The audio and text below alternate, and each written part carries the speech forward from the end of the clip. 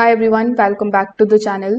So in today's video, I'm going to show you exactly how to run the self clean on a Samsung dishwasher in 2026. So first of all, self clean is designed to remove grease and food residue, mineral buildup, odor inside the tub.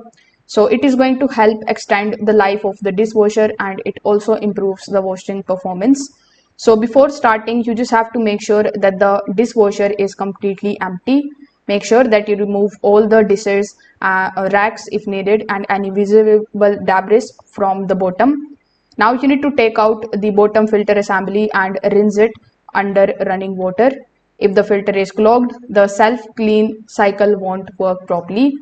Now you can run the cycle without anything, but for best results, you can add the dishwasher cleaner or also place a cup of white vinegar in the bowl on the lower rack.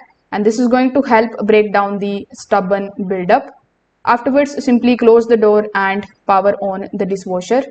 Now you need to simply locate and press the self clean or the echo clean button on the control panel. Then you just have to also press the start button.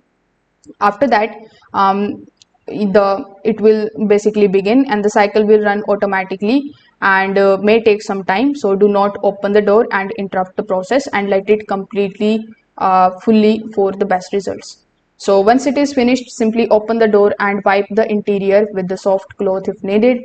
You can also leave the door slightly open to allow the air drying and prevent moisture buildup. So if this video helped you out, make sure that you like this video and subscribe to the channel. Thanks for watching.